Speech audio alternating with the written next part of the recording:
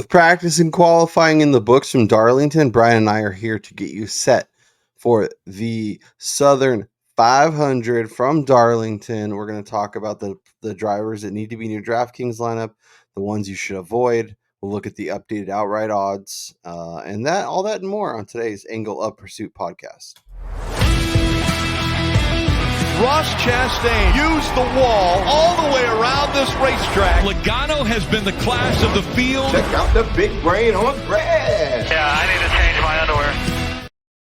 Brian Twining, live from Las Vegas, getting you set for the Southern 500 from Darlington. Practice is over. Qualifying and order is set. Bubba Wallace is on the pole. We'll run through all of the drivers on DraftKings, tell you who needs to be in your lineup. How's it going, Brian? It's going great, my friend. As you said, I'm sitting here in Sin City, sitting on a very hefty card already prior to practice and qualifying, and I've already fired on a few things post-practice. And as I divulged to you before jumping on here, I have been limited at my first sports book. So I feel very proud. I'm stoked for this race, dude. Like that, with everything that's on the line here, you have one of the guys that's below the cut line and Bubba Wallace sitting on the pole. I mean, we'll get into that later, but clearly the favorites coming into the week are still kind of the favorites. I mean, Kyle Larson and Tyler Reddick are just going to be very difficult to beat, but I think there is still some value on the board to be had. For sure. We got our first full Saturday of college football. It was glorious. I had the quad box up thanks to YouTube TV plus the side screen. Brian had 75 million games going on the phone and on the tablet and on the TV and on the computer and on the this and on the that. It's the best. Plus practice and qualifying, plus all this stuff, plus the end of the Xfinity race. It was a sports day for sure. But yeah, we're gonna get you set. Obviously, a little bit later of a green flag, so that's kind of cool. It's obviously for us West Coasters is kind of nice because it gives you a little more time when they have the normal 3:00 race, and you're basically spending like the morning and then the race is on and then it's the end of the day pretty much. So it's like have some time in the morning to kind of like do whatever and get things settled and then lock in the late afternoon. So I will say this weekend in particular, I kind of wish the race was at its normal 3 p.m. Eastern time because like there's nothing happening. It's the slowest day of the preseason of the NFL because it's basically the last day that teams take off before they get into their stuff. College football had its opening day today. There's one big game tomorrow, but that's during the NASCAR race, so I really don't have any interest in watching that. But yeah, let's jump into this, my friend. I am excited, as I've said numerous times already. Yeah, it's really just LSU and USC at 4:30. So I'll basically have that on the side screen while I watch the race on the big TV. Let me throw up the DraftKings pricing. We can go through the drivers. We can talk about takeaways from practice, from qualifying, expectations for the race, all that good stuff. So Denny Hamlin, 11K, Kyle Larson, 10.7, Tyler Reddick, 10.5, William Byron, 10.2. Interesting group, as you mentioned. It really does feel like Larson and Reddick stand out above the rest. You can go in a different direction if you trust the Toyotas and Denny Hamlin specifically. There's some things you can do. You can also look at William Byron's going to be extremely overlooked. He's stuck between Larson and Reddick, and then you go down and it's Keselowski, Truex, Bell, who won the Xfinity race today, Elliott, Blaney. Like there's so many names sandwiched around him that I feel like if you want to like tournament swing, Byron could be really, really good and be very, very under rostered on DraftKings on Sunday.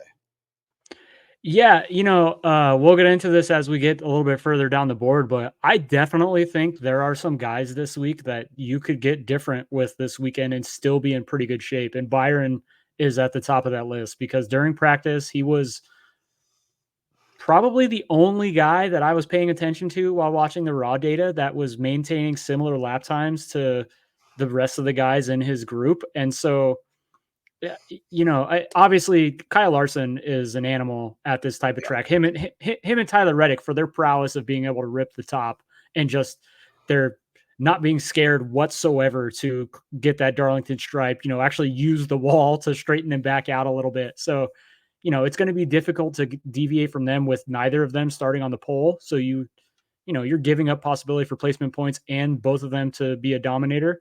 That being said, every time we come here for the Southern 500, there is a decent amount of guys that lead 25, 30 laps during the race because there's so many pits because tires matter so much. It's not a long track, but it's not a short track either. So, there might be one dominator, but it's not necessarily going to be the guy that's the best car. So I think Byron being the lowest salary guy here, it makes a lot of sense if you just want to get really different in a GPP lineup. Yeah. I mean, with 500 laps, there's opportunity for a lot of people to dominate a lot of laps. Well, Tyler Reddick. 293 or What's that? how much is it? No, it's not 500 it's miles. not 500 laps, 367 laps. Yeah, 367 laps, 500 Close to miles. 500, I mean. Yeah, same thing. But Reddick, I think, is my favorite option. Between him and Larson, it's really close. But if you're telling me I get 2 more spots, save $200, like he was the best car last year, if not for the incident with Chris Buescher, he probably wins the race. He led 175 laps. He led 90 the year before. Looking at kind of the run into 2024, you look at some of like the high tire wear, intermediate stuff, like key pops and all these things. Like Ryan over at iFantasy Race posted his speed rankings since 2023. Reddick is technically third, but that's only because Auto Club and Darlington in 2023, he was kind of like a mid-pack guy. But Darlington, the second Darlington race, he was the second fastest. He was 7th at Homestead in 2023, and he was the best car in 2024. So there's a lot of reason for optimism around the 45. And the best part is if he gets second in this race, you're not screwed. Like, he had an amazing race. He leads a lot of laps. Yep, exactly. And you actually made place differential, positive place differential. Yeah, exactly. So there's a lot of, and obviously he can win. There's a reason he's a favorite for a reason. Like, he definitely could easily win the race.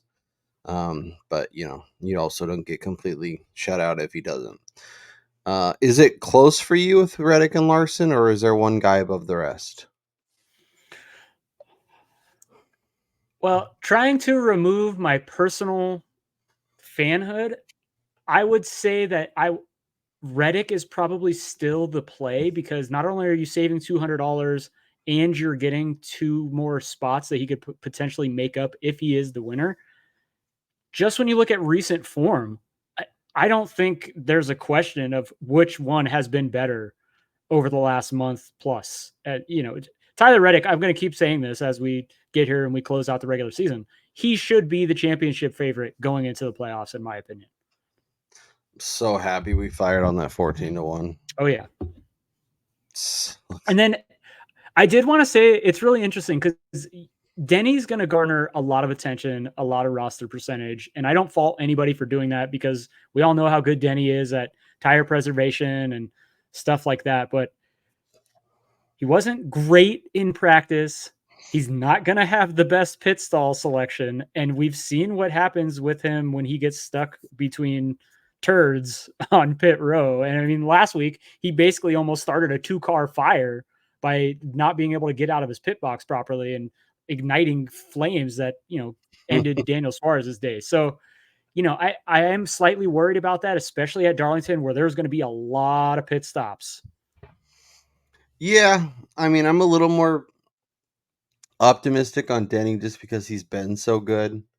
But yeah, it seems like, especially when you look at some of like the Darlington history, the high intermediate, the just this year alone, like Hamlin's been in that, like he's kind of a top 5 guy, but he's not the best in any of those models, any of those percentages. In fact, Darlington Next Gen Speed Ranking since 2022. Byron is number 1, Reddick is number 2, Larson is number 3. So that is also incredibly interesting. Byron And wants them popping. yeah, and another thing I'll add too is when you look at recent winners at Darlington, not just the Southern 500 or the spring race, I believe it's 5 of the last 7 victors here at the Lady in Black started inside the top 8 drivers. And I think it's 3 of the last 4 started on the front 2 rows.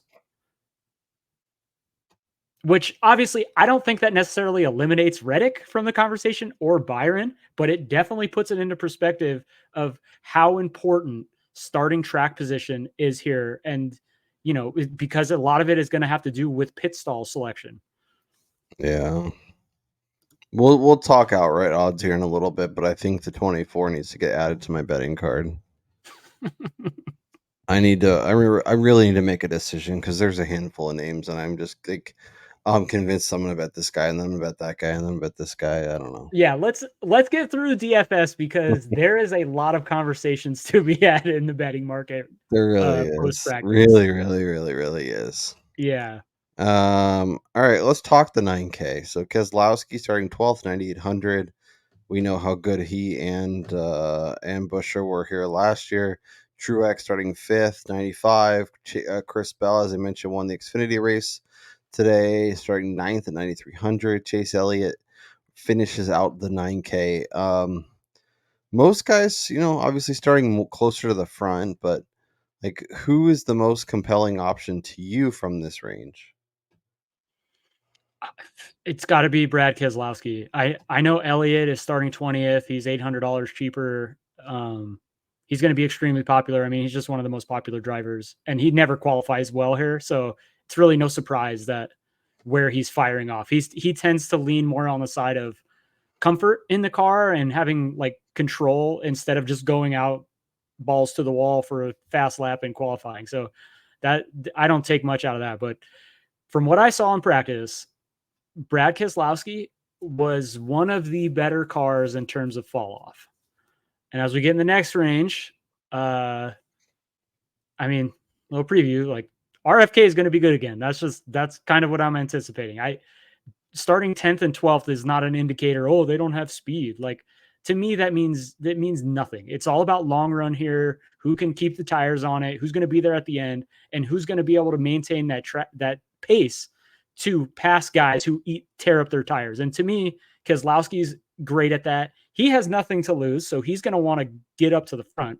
And if he gets up to the front at a track like this, good luck getting past him.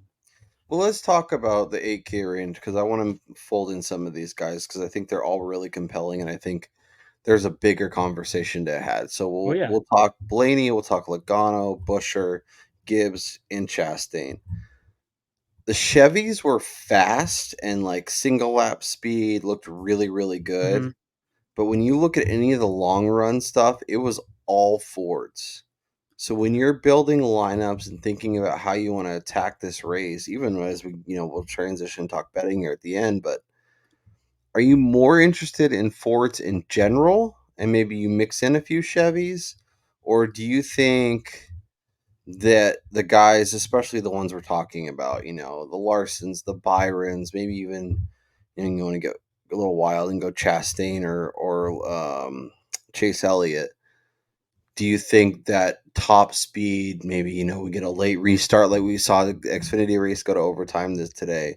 Like, are you more interested in that kind of top end speed, single lap, go for glory, or do you want somebody who can, as you mentioned, with tire wear, with a long day, you want somebody who can ride around and continue to get faster and continue to separate from the pack? Yeah, it's definitely going to be the latter. When you watched practice, it was clear, like there was something just with the Fords possibly in their handling or something like that, that just over the long run, they were all very good. Now, I will add to that, some of those splits are a little bit skewed just based on maybe how they started their run. And you have to also consider what happened in Group A when Ricky Spinhouse was Recce before we even get on the track for qualifying or actual race. And so that kind of throws a wrench into the Group A guys' longer run metrics and stuff. Like when you look at it, Reddick doesn't even register a 15-lap run, but for all intents and purposes, like he was running the fastest times in practice when they came back out, and it really wasn't that close. The only other guy that was close was William Byron. But in Group B, you could tell the Fords were really fast. Now, a lot of them had some decent fall off, but there was one guy in particular, Ryan Blaney, who he might have the best car this weekend. And I know I texted you during practice, and then post practice, I was like, hey, I think it's Reddick, Larson, Blaney, not necessarily in that order, but I think those were probably the best 3 cars during practice. And we've seen what Blaney can do when he likes his car. And for that, even going back to that real quick, Blaney wasn't even comfortable in his car, and he was still throwing down heaters. So starting 7th, he was fast as shit. I think he's going to be somebody that you're going to want in your lineup, especially if you try to do this like middle build and avoid the Denny or like a Larson. You try to get different. I think a Blaney Byron lineup could be a fantastic way to start. Yeah, and I think we'll want to be smart about lineups too, in terms of let's load up on the Fords in one lineup. Let's avoid some of the Fords. And, obviously you can mix in a Larson or a Byron or a Denny or, something like that. But, try and keep it relatively, it's not quite like stacking, but, I think there is an opportunity this week where if you really trust the Fords in the long run speed, that's the most important thing. You want to load up on that, where if you're like, I want single lap speed, so that way if there's no a chance for overtime or a late race caution, that you're able to get some of that top end speed. So I think building lineups smartly is also going to be super, super helpful, and not just like smattering different drivers because you like them this week. Yeah. Anybody, so obviously you like Brad. Busher, same thing, starting 10th, 8,500, easy to click. Has a chance to move forward. My one caveat on Busher is because he's currently above the cut line. I think this goes for him and Ty Gibbs. Unless Ross Chastain makes his way up through the field, I don't see them getting too aggressive. Because Bubba Wallace, he was fast in qualifying. He grabbed the pole. He was literally did not give any Fs when he ran his qualifying laps, but he really wasn't that great in practice. And I do expect him to lead some laps because the least amount of laps the pole sitter has led at Darlington in the next gen car is 40. So, either we're getting that minimum from Bubba, or he's just going to have a horrendous day. He's just going to fall off after 10 laps and he's going to get blasted by. And he's going to have to use that pit stall to get track position. But, for Busher and Gibbs, unless we're coming down, unless it looks like Wallace actually has the best car, I don't think they're going to be getting too aggressive and put themselves in dire situations to where they can risk anything. Because if they just maintain and say they both finish top 10 and at each stage, like it's going to be difficult for Bubba. He's going to need a win to get to them. And so and I think that's going to make this week a little challenging, just figuring out strategy for the race and where we think people might end up, and getting a little safer may be okay. But like if Busher is a top 10 car majority of the day and finishes 7th and doesn't really lead laps and doesn't really have any fastest laps and doesn't really push it, I don't know that he becomes somebody that does very much in DraftKings scoring. So it's like, no, I know that's why like for Busher and Gibbs, I'm not as optimistic in DraftKings or in DFS, just because I think out of the two of them, I would say Busher has the better shot to win, just based on what we've seen. We saw it in the spring where he was competing with Reddick for the victory. And then like, because he's a little more desperate than Gibbs is, I just don't think Gibbs is going to be doing any silly decisions on pit road to risk a loose tire or anything of that nature. And so I would say that Buescher's really the only one of the two that would go for a victory. And even that, like, I don't see that really happening. I just don't. Yeah, unless he's like in the top 3 and he's fighting with Bubba or somebody Hmm. for a win, then he's gonna push it. But Oh yeah, and that's going to be at the end of the race. Like right, I could legitimately see Chris Buescher. This is why my favorite play early in the week was Chris Buescher top 10 even money, just because I think he's going to ride around. He might be a top 5 car, like 5th or 6th, but I think he's fine running 6th, 7th, pretty much the entire day. yeah. What about the Penske garage? Obviously, you're in on Blaney. Are you in No, on Logano?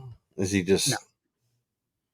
The I only don't thing know. I could see Logano has nothing riding on this, so he's going to be trying to either short pit or run long and catch a caution at the right time or something like that. But I just don't think he has the car that Yeah, he doesn't have the same car under him that he did back in 2022 when he was probably the best at Darlington for both races. yeah, yep. And that was the year he won the championship, so I don't think that was a coincidence. Yeah. It really is amazing when one car really like they just figure it out and they have an amazing season. Byron did that last year. It Yep. seems like Reddick's doing it this year. Um, let's talk 7Ks. I think there's a few names in there. We'll start with Kyle Busch. Obviously, Bubba Wallace starting on the pole. Alex Bowman, Eric Jones, Chase Briscoe starting third. Josh That's Berry so crazy. 15th, and Noah Scrag. I swear every week, no, SHR cars just get like stuck in the field somewhere as a group. They're like, we don't know which one of these guys is going to be good, so we'll just make them all like the same price and put them in the field. Yeah, I agree with you. The thing though is like, who the hell would have envisioned Chase Briscoe throwing down the 3rd fastest lap in the 2nd round of qualifying? So let alone making the 2nd round of qualifying and then almost grabbing the pole. Yeah, yeah. It's oh, if you told me an SHR car did that, I think he'd be my third guess, and mostly because the 4th car is Ryan Preece. Yeah, Um, that's pretty I'm bad. I'm interested in Barry, and I'm honestly interested in Gragson, given where he's starting 29th, 7K. I know it's been a weird year for him, but traditionally does pretty well at Vegas. At Kansas, I know they're not quite the same tire wear, but the same similar idea. Darlington's its like own animal, so it's really hard to take a lot from really any other track. But given where he's starting, given what we saw from SHR, I think he could be sort of interesting given the 7K price tag. Um, I'm a little more interested. I know we talked a little bit about Alex Bowman pre recording. I'll let you give your case, but like, given where he's starting 27th at 7,500, he shares a garage with Larson and Byron and Chase Elliott. I'm a little he's interesting. Just move forward. Don't be a dumbass late and get me a top 10.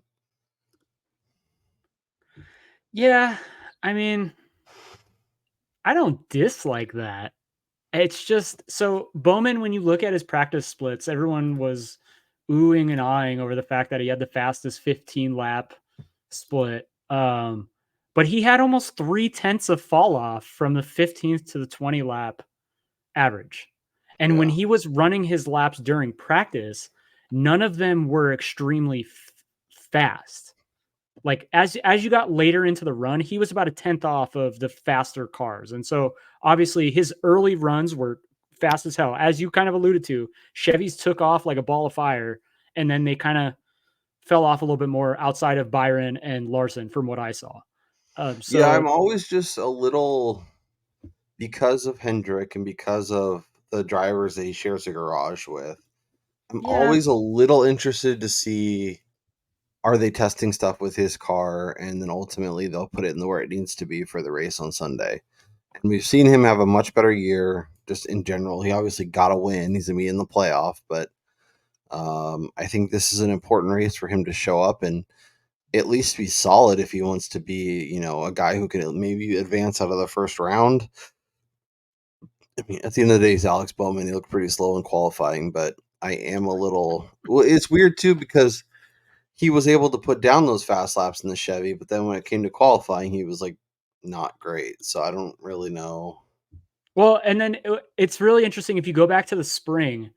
It was very similar because I was wanting to look at this yesterday before we hit practice today. In the springtime, the cars that were fast during practice, like that had good splits and stuff like that, not all of those guys translated to speed in qualifying. And then during the race, a lot of them just were not there. So I think there Yeah. is a case to be made for some guys trying different things during the practice session, which we need to get rid of these stupid 2 group 20-minute thing. Like, what the hell is a driver learning in a 20-minute session for a race that's 500 miles?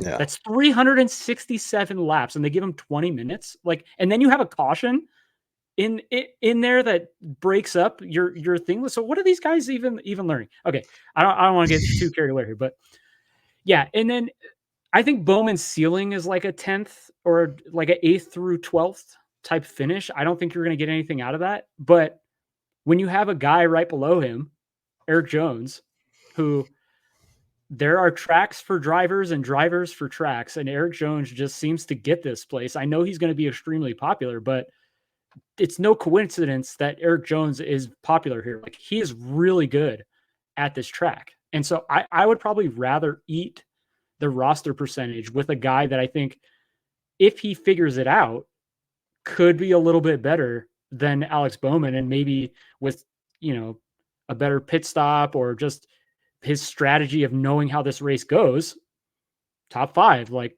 which Bowman could do that too, but I don't think he's really in that situation. What a crazy statement. I'm not saying you're wrong. I think you're 100% right, but the fact that we're comparing Alex Bowman and Eric Jones, I almost said Alex Jones, which would have been a whole nother conversation. That would be really bad. That's pretty wild. And the $100 savings, one spot farther back. I don't think that's crazy. Are you interested in Barry or Gregson? So I do kind of like Barry. I do think that he's going to be strong here. Mm-hmm.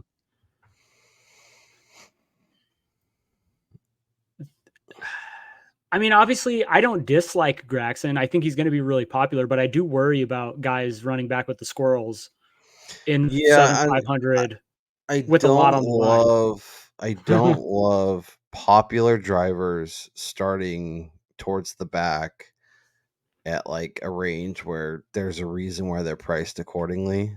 Yeah. So just you got to be aware. Like if you do the Gregson or even Eric Jones or Alex Bowman, Yeah. be You're ready running the for. risk that they get taken out by somebody else. Yeah, and it's just like there's going to be a good chunk of the field on them with you, and it's just like figure out where you're willing to take the risk, and don't, if you build 5 lineups, don't go Alex Bowman or Eric Jones or any of these guys all in all 5, and then be Oh like, yeah, why didn't it absolutely work not. out? Yeah. Are you interested in Bubba as a potential dominator? Well, You mentioned look, I said 40. it. 40 plus laps led in each of the 5 previous next gen races Yeah, I for the think Polestar. I think there's an opportunity there if you want to start Bubba, Denny. I think that could be fun. I mean, okay. And then also too, like, who the hell do you trust more to get to the lead here on the start? Bubba or Carson Hocevar? Not Hocevar. I don't expect him where he's starting. I don't expect him to like. I'm worried that he may not make it to stage 3. That's what I was gonna say. Is like, I'm actually worried for the field up front. Like, Yeah, I could see a world where on the start of the race, because he's probably gonna be you have Hocevar and Chase Briscoe right next to each other. like, That's so I terrifying. wonder. I wonder if Bubba is going to take the inside or the outside. I would think he's got to take the inside so that way Hocevar couldn't run him up the track to get the lead off the start. But I mean, obviously the outside is probably the preferred line here. But I mean, imagine if Hocevar going into turn 1 sends it because he wants to get to the lead and be the leader to begin the Southern 500, slams the wall, gets his Darlington stripe right off the bat, backs the field up and just creates a train effect of guys That behind would him that increases would be massive very, rank. very, very discouraged. Please don't do that, Carson. That scares me just thinking I'm about it. just saying, like, I don't think that's out of the realm of I don't need possibility these at all. nightmares tonight. Let's talk 6K. Austin Cindric, 11th. Todd Gilliland, Michael McDowell, Daniel Suarez, SVG, Austin Dillon, Richard Stenhouse, who was fast but hit the wall, and the aforementioned Carson Hocevar. I think there's potential here. We kind of talked about it in terms of more of a betting angle, but Cindric looked good, and Austin Cindric almost never looks good. The last time he looked really good in practice, he won the whole damn thing. So, any interest in there starting 11th? I mean, look, tournament lineups, hell yeah, put him in Yeah. there because he was amongst the fastest on the long run. He was close to Blaney's lap times. I think if you trust the Fords and you like Blaney, Yep. I think you build some lineups with those two as kind of your starting point. Yeah, and I also think when you look at the guy that's right below Cindric and Gilliland, like again, if you're going to go with the Fords, why not go with old Pickle Man there? And he probably a top 20 car, I would say. And so he's not going to go very noticed because he's not great at Darlington. And I think other people are going to look at, Mike McDowell or Noah Gregson is only two guys above him for $200 more. Like, and so I think you might get a little bit of a discount on Gilliland too. Yeah, I like that call quite a bit. I don't think I can trust Suarez or SVG. Austin Dillon? No, I'm not. I'm not playing that. What about Stenhouse? Is he going to a backup car? I would assume so because when he hit hard. Yeah. I like how you type in Twitter. Oh, And not X. I do the same thing. Don't worry. I type it in says Twitter right there. So you can't see me pointing at my screen. Look, there's Richard Childress. Look, hilarious. I was looking up. I can do this off screen while we keep talking. I was just yeah, you're gonna see if he's got to go to the backup. Yeah, I'm seeing if Pockrass tweeted out any buddy going to the back.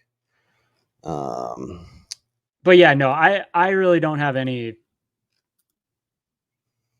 inclination to play Stenhouse. I know he's been decent here, but this will be his worst starting spot in the next gen era at Darlington. And again, he's back with the Squirrels. I mean, he's starting behind the friggin' 66 car of Timmy Hill. Like, I mean, he should blow past him on lap 1, but so we'll see what ends up happening. But he did tweet out Stenhouse team hopes to repair the primary car for Sunday. Just ran it through optical scanning station to check for any major damage. So,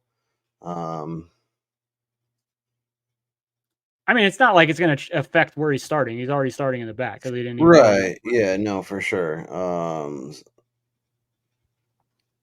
Yeah, no. So I think he's going to stay with his car, which was fast. So that is interesting to see. Anybody else in the 6K range tickle your fancy that we need to talk about, or you want to just dive into the fives and finish this Let's up? get into the ugly. Okay, I mean, if you're gonna get ugly, let's get ugly. Harrison Burton, back-to-back wins? Question mark. No, they are. If you can find matchups against Harrison Burton this week, I'd be hammering those. That team is in playoff mode. Like this race means diddly What a squat. sentence, Harrison Burton in playoff mode. It's no lies detected, man. LaJoy, Haley, Priest, Nemechek, Zane Smith, Daniel Hemrick, Kaz Gralla, Timmy Hill. Anything?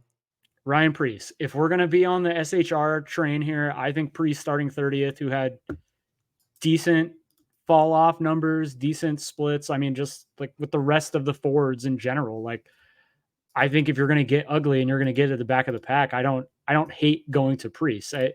You're looking at a guy who habitually runs low 20s. I mean, his worst finish here, Darlington in the next gen era, back 2023 is 28th. So, I mean, starting 30th, you get a couple spots, 5,600, but I mean, 2 of the 3 are 17 and 15th place runs. Yeah. I mean, that's solid for a guy Yeah. that you're saving a ton of salary on. Yeah. No, I think that's a very good point. And given 5,600, he makes a lot of stuff work. And if you're interested in Barry and Gregson, probably not so much Briscoe. You should at least examine if Priest makes a little sense. Okay. Well, we went through everybody. Let's build some lineups. I will give you the T. Any driver, any price, anybody you want. Let me know. All right, let's start with the race winner, Tyler Reddick. He said the race winner, Tyler Reddick. Slight fandom speaking there as well. So Yeah, but as you take it with a mentioned, grain of salt. already the race favorite in terms of price. Rips the high line almost as good as anyone not named Kyle Larson. Yeah. Really, really interested in that for sure. And he is still racing for something. He's Mhm. racing for the regular season championship against Kyle Larson. So, and he has the sweet car with all the goats on it. So, how does he not win with the car of all of the champions on it? Yeah. Okay. I'm gonna go with Eric Jones. All right. I like that. I mean, it's terrifying, probably crash in lap 5, but I think if it clicks, I think he makes a lot of sense. All right, I'm gonna go to the ugly here. We're gonna add Ryan Preece here and then see what type of lineup we can build. I mean, we can do anything at this point. Let's see here.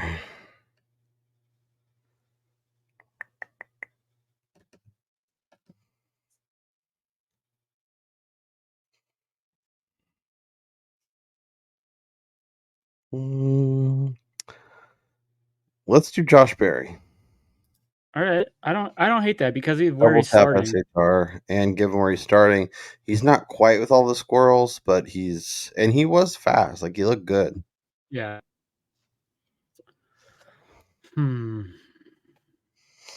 Like I said before we jumped in, this is going to be a difficult week to build lineups. It is a little bit like there's a bunch of names and a bunch of the ranges that I like, but figuring out how to put them together like a puzzle is going to be a bit of a challenge, and making sure you have the right mix of guys in the front, guys in the back, guys in the middle. I mean, do you want to risk it and put Bubba? I don't think I like this. I don't like this for Bubba, but maybe I should just take the second Dominator. I think when I'm thinking Bubba, I'm thinking like Bubba and Denny, and he. Okay, well, in that case, what if we put Larson in this one?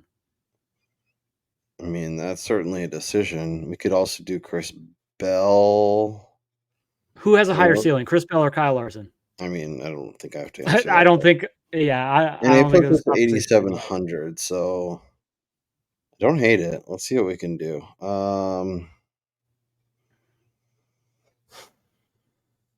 I mean, this could give you the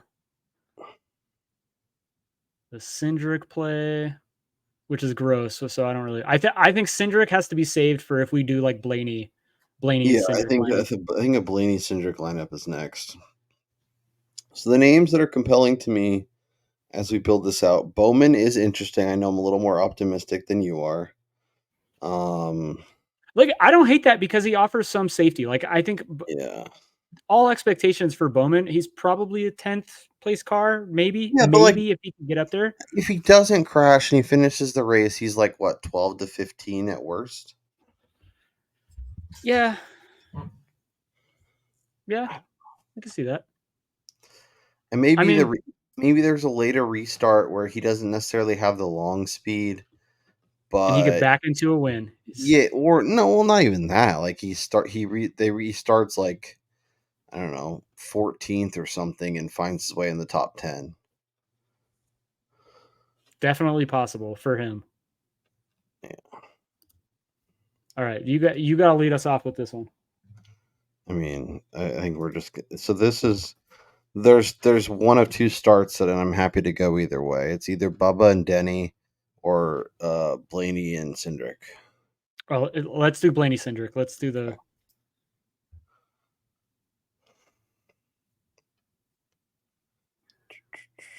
Yeah, he's way down there. Do you have? I guess the question is, this lineup could make sense for a Bubba where he starts and then kind of Blaney takes over in the forwards, but then Bubba's still in that kind of like 5 to 8 range, or Yeah, we because could, I definitely think having that pit stall yeah, is such a benefit at this track. And if you listen to the Stay Green podcast with Wormy and Furman, like Wormy references that numerous times about this is the most important pit stall in NASCAR. and Bubba's gotten so much better at being more reliable, at Yeah. thriving at other tracks, being places that maybe you wouldn't traditionally And expect. he's good here. Like it's Yeah, not like he's shitty at Darlington either. I mean, no, it's not a coincidence that he's got top 10s. I think it's like 4 of the 5 or 3 of the yeah, last 4. yeah. All right. Who do you want to put in? All right, let's get a placement differential. Let's go Pickle Man.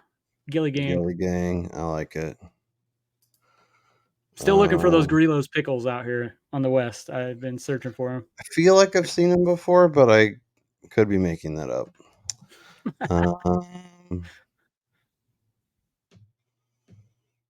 Stenhouse? Oh man. If you want to get placement differential, I just worry because he already wrecked in practice. Yeah. And he's with the Squirrels now. I don't like McDriver.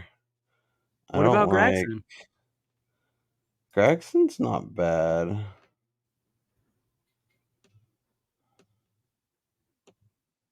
Let's do Gregson. And then I think this is going to be like a mid-tier guy that we think can also. Well, if we're gonna go like up, I think Gregson or Gill. Let's kick out Gregson. Let's figure out who the next guy in, Okay. because we have 9,900 we have almost 20K for the last 2 spots.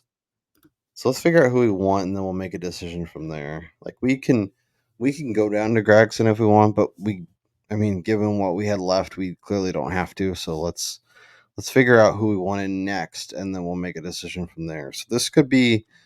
I think we should go pretty Ford heavy. Obviously, Bubba's going to be the exception. Do you? Well, I think we. I know what you're trying to say, but I don't really want to do it. I'm doing quick reconnaissance here on this, and Maybe so one of them.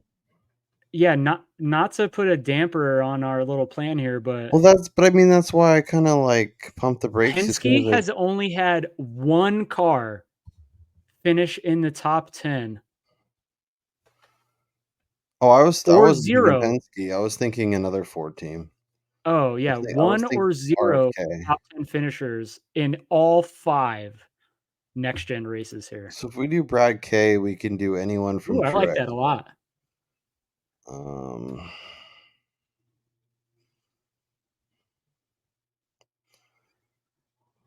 Chase Elliott? I mean, I think he's going to be solid. Like, I don't think he's going to ruin your race. No, and he's starting But 20th. Could he I be also a top? don't think. Yeah, I was just going to say, I don't think Elliott's going to be a contender really though. No, I don't think so either. Like I could see him finishing top inside the top 10, but I don't think he's a top 5 car. It's going to take other guys wrecking out for him to even get up there. Which, I mean, obviously that's going to get you paid, but I mean, you're paying up. You're paying $9K for a guy who's going to get you just 10 placement points. Like he's not going to have any fastest laps. I doubt he's going to lead any laps. You know, that's kind of the worry with somebody like him. Yeah. Now, and I think like the same thing for Truex. I think there's a world where Truex can clinch a playoff spot. Like, say he wins stage 1 by running long or short pitting or whatever it may be. And I don't know if the points can work out this way. And he winds up clinching at that moment. He's either going all in for a win or he's just going to be like, all right, checking out until next week. Like, Question. What do you think about taking out Bubba, putting William Byron in that slot, do it. and then either going Chase Briscoe to hopefully get to the front quickly, I don't think Briscoe is going to get up front. Yeah, no. but going for somebody who's basically 7,500 and less? I think it's much safer for sure because I would say that I think Byron is a car that could potentially win. So if we go to Byron, so we would have Blaney and Byron as our dominators. Cindric kind of there. Cindric could get up there. I mean, Yeah, Keselowski could get up there. I and think yeah, we need a we need a back of the pack placement in there. mover. So it's either Bowman to do the Hendrick thing, it's Eric Jones, or What about Gregson in this spot? Yeah, I think it's a Gregson. Yeah. Yeah, I think Gregson fits perfect in this lineup. I love it. All right, let's do one more. See, We got to have that's why I like to push a little bit and see if we can't make something that makes a little more sense. We don't need to be locked into somebody that we were thinking was pretty comfortable. Yeah, I think this has to be a Larson. Okay.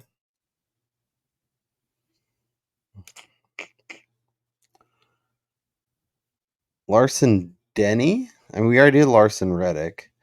We could also go Larson. Oh, we did Larson and Reddick together? I think so. Let's go. Man, I'm losing my mind here. I'm also we did a Larson cashing Reddick. another college football bet. Larson Reddick was our first bet. Our first. Oh, okay. All right. So all right. There's a couple different ways we can go. Well, okay, so I think we should build one that has Bubba Wallace.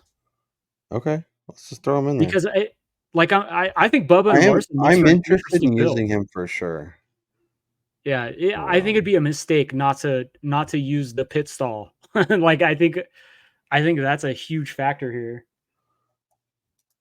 Because even if he leads the majority of stage one, or even say he gets the minimum laps led, finishes stage one, third or fourth or fifth, whatever, and then because of his pit stall, jumps out to the lead again to begin stage two, leads another 10 laps, and that just continues. That cycle continues throughout the day because of his pit stall selection, and then he finishes 10th on the day. You're going to have all of those laps led and potentially fastest laps that helped you accumulate points to make up for the loss of placement.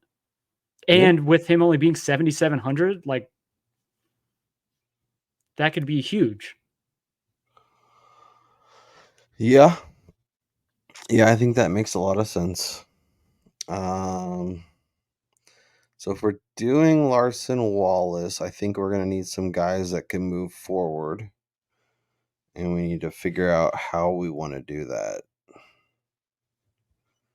Let me pull up the other one just so I can kind of look at it.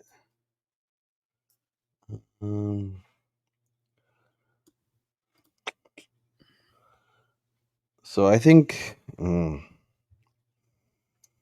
we're talking about the same guys again. Bowman, Jones. We could do Gilliland here.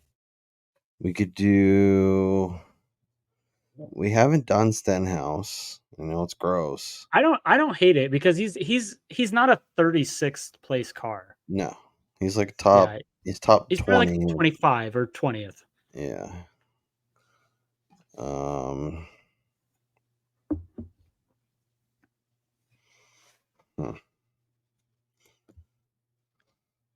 Is there anyone you're in love with or really big fan of this week that we just haven't used yet that you want to make sure we get some exposure to? I mean, we haven't put Busher in, but I think we're both pretty comfortable with him not being a factor in our lineups. Okay, but devil's advocate on that. What if he does have the race pace and we're in stage 3 and he's just running away with this thing and nobody rostered him because everyone was thinking the same thing, that he was going to play it safe? Yeah. Like maybe we do get a little bit of exposure because I don't think he's going anywhere outside of him wrecking. I don't think Chris Buescher is really. I think he's a top 10 car from what I saw I in just practice don't and what think we he saw in the helps spring, us. what we've seen in the past. I think. Uh,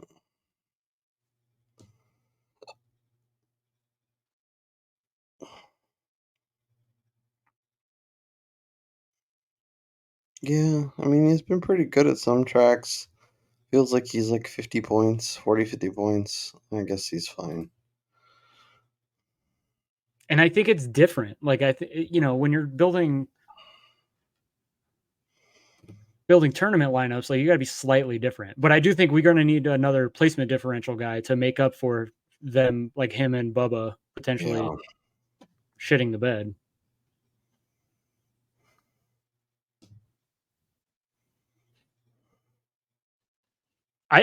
I was just going to say, like, maybe this is another Bowman lineup. You put Bowman with Larson. Yeah. I think he makes a lot of sense. I mean, we could just triple stack Hendrick. It doesn't have Shit, why Byron. not?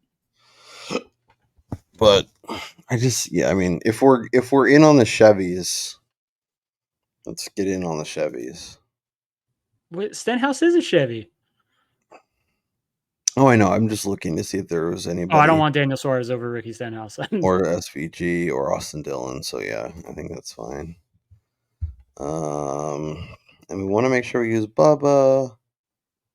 Yeah, I think we just leave 400 on the table. Okay, that's super gross. Let's go. Hey, Three lineups. DFS has been doing all right, so the Yeah, grosser the better. one of our lineups has like popped every week. It's been kind of nice. So Larson, Reddick, Bowman, Jones, Barry, Priest, Byron, Kez, Blaney, Gregson, Cindric, Gilliland, Larson, Elliott, Busher, Bubba, Bowman, Stenhouse. Yeah, All I like it. disgusting. Outright our bets so far. I have Denny and Larson both at 7-1. Denny is up to 8 at some books. We'll look at that here in a second. So I still like He that. is? Larson's he was 8. I think he's 7.5 a lot of places. I don't know. We can see what's still out in market. Obviously, we're recording late on a Saturday. We'll get this out Sunday morning, so lines might have moved a little bit. And then Barry top Ford at 14. Brian has Hamlin, Kyle Busch, and Kyle Larson. MTJ over Ty Gibbs because he wants to troll me, and Bubba top 5. Odds per Caesars. We'll look and see what's available. It's late on a Saturday night, you'd think, but with college football and stuff, I think the books are busy, so they're slow Yeah. to get stuff out. Larson 525, Reddick 550, Hamlin 7, Blaney 7.5, Truex 8, Byron 9, Kez 9. And then MGM has 475. You can get 625 on Reddick, which is kind of nice. And as you say that, I'm adding two more outrights to my card. Oh, Ryan Blaney at 10-1 at MGM. That number should not be there because he's 8 or 7.5 everywhere else. yeah. And then the Reddick price at 6.25.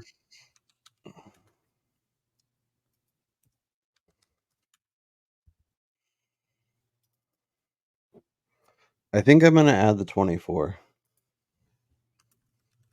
Yeah, I don't hate it. I think Byron was really good. And again, I think at double digits, it's an easy fire. I think I think 9 is close. I think if you get 8 or worse, I'm not as interested because then you're getting into. I don't know. I'm trying to figure out if I like Blaney or Byron more. I mean, look, you add Byron, I added Blaney. If either one of them wins, the show wins. That's the way that I look at it. And if either one of them wins, I'm not going to win actual money because I haven't bet either one because my outright card is already ridiculous. Yeah, like FanDuel has outrights up. By the way, Blaney is 7.5 and Byron is 8.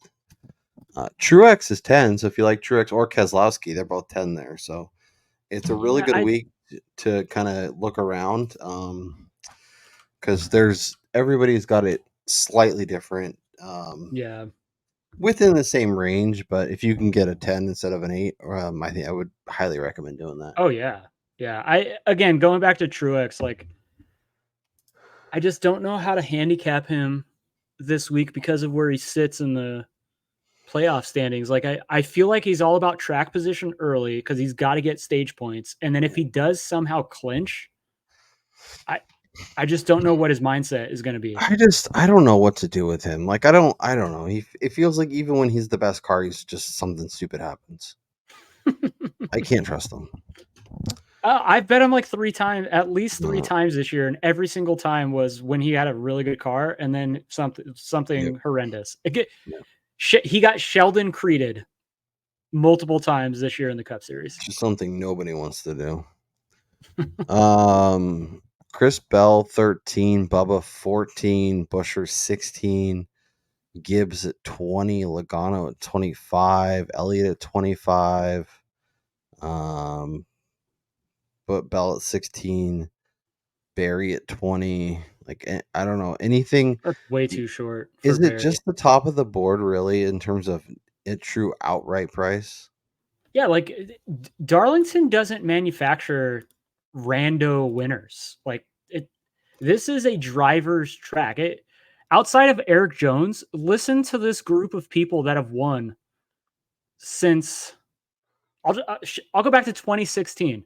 Martin Truex, Denny Hamlin, Brad Keselowski, Eric Jones, Kevin Harvick, Denny Hamlin, Kevin Harvick, Martin Truex, Denny Hamlin, Joey Logano, Eric Jones, William Byron, Kyle Larson, Brad Keselowski. There's Eric like 5 Jones. guys that win this race. All right. Well, what's the best number we can get on Eric Jones? Because I'm going to add him. I don't think he's got the equipment this year, but I will say, going back to him, like he just has a handle on this track, and he's said it before, like this is his favorite track. So, I don't mind that. I got a little bit of 66 on him early in the week. I think it was like Monday when odds first dropped. Just for a little bit, like it would cover the rest of my outrights, we could say. 50 to 1. Welcome to the card. I got to figure out how I'm actually going to bet this. That. From like everything else, but I'm going to get a little reckless this week and have some fun. I will also add, not to put a damper on another. Oh no. Another thought process. The worst official starting position of a winner here at Darlington, we'll just go back to say 2010. Mm-hmm. I mean, we're talking like 15 races, is 23rd.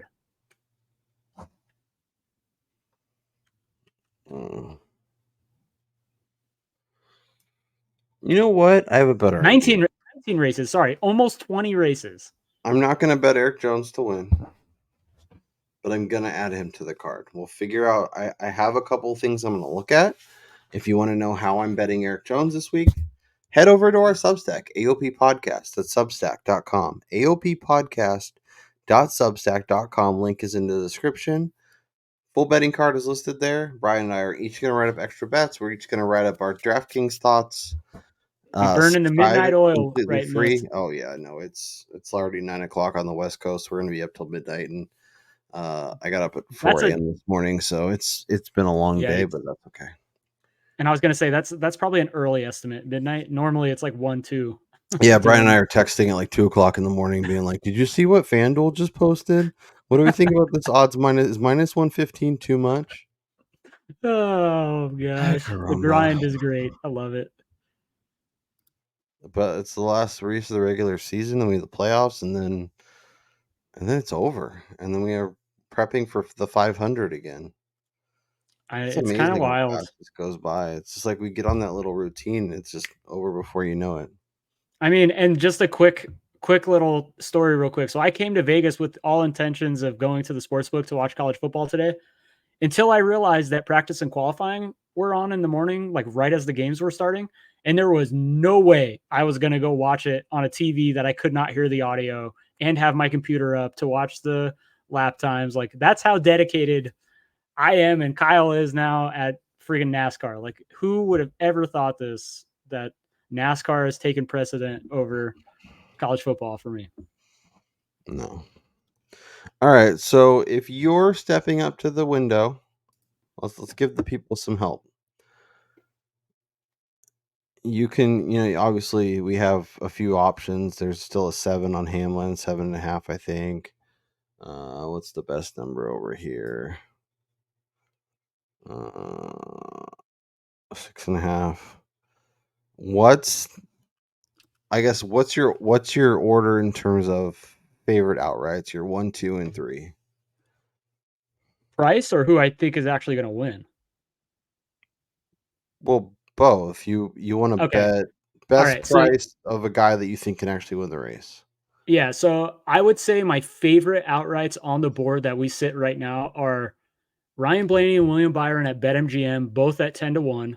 Yeah. Reddick at BetMGM at 6.25. If you didn't get on any of those, crazy FanDuel posted him at 750 at one point this Yeah. week, and then finding a way to get Kyle Larson on your card. Let's say they're Obviously, all inside 10-1. Is it still Blaney and Byron for you, or if they're at 8 or 9, are you less optimistic on them?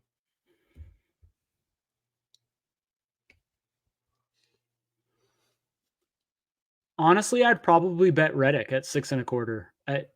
I mean, he's just been so strong the the last couple of months on track. I mean, finishing inside the top 5 is like bad. The Yeah. 4th or 5th place run for him is not good at this Right. point. And so you're getting a guy who was the fastest car during his practice session. He whatever qualified 6th. Who cares? I don't put much stock into that. But saw what he did during the spring. He's coming off a win a couple of weeks ago. Like, guy's a rocket right now. Yeah. Would you rather bet Larson and Reddick? Say you have 100, you put 50 on each of them, or would you rather take that 100 and split it up over Hamlin, Blaney, and Byron?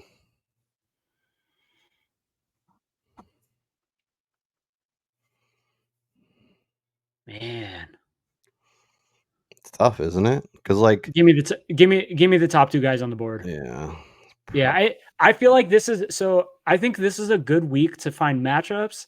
Maybe find like top manufacturer plays on, say, like Blaney, for instance, or if you can get him in a matchup against, I played him in a matchup against Martin Truex Jr. at Superbook here in Vegas, decent price. And then for like Byron, top 5, I love that. He's still plus money on that, but Larson and Reddick, like, I think if in a vacuum, there's no way that anybody else in this field is going to be able to compete with the way that they're able to rip the top here. you can get Reddick, Phillies, and USC Nope, at no way. 27.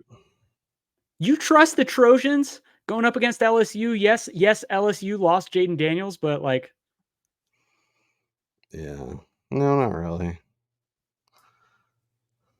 but yeah, that's just That's kind of why the I. way that I'm feeling.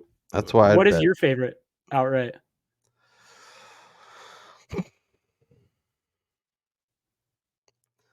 Like, my fandom says bet Blaney and Byron and whatever third guy I want to sprinkle in there, but Reddick's just like, yes, he won that one race at Michigan, but like, he's Yeah, been but maybe really. that was the one that put him over the hump. To Yeah, like, I mean instead of being the bright. that might have opened the floodgates, and now he's just gonna. Yep. Because I wasn't on that race, but all the ones that I was on is he was bridesmaid, never a bride. That's why I told you I couldn't stop. It was like I was I have like committed, fully committed. PTSD with him right now, so. But yeah, no, betting Larson and Reddick's probably the move. But I did add Byron. I haven't added Blaney yet, but he's really, really tempting, especially given what we saw. Yeah. So I guess you have to wait and see what we end up putting on the card for the full outright card. Make sure you're checking out the Substack. Make sure you are following along on Twitter if we find other stuff on Sunday, because we will have a little time between Sunday morning and the green flag. If we find numbers that pop up, if we find bets that we really like, we'll obviously be tuning into Chris Wormy's pre-race poll. So make sure you join us for that. A lot of good final information, a lot of really good, smart people in the comments and the chat there talking about other bets. And we kind of basically just, Chris goes through it and then people start throwing stuff out. And then, as a group, we kind of get to a really good point. So make sure you're hanging out there. Brian Twining, we went over an hour. Let's review the card as it sits. Like I said, if you want the full card, make sure you go to the Substack. Hamlin, Larson, Byron are my 3 outrights. I have Barry top forward. I will add some placements, some matchups, some other stuff. You'll have to tune in to the Substack for that.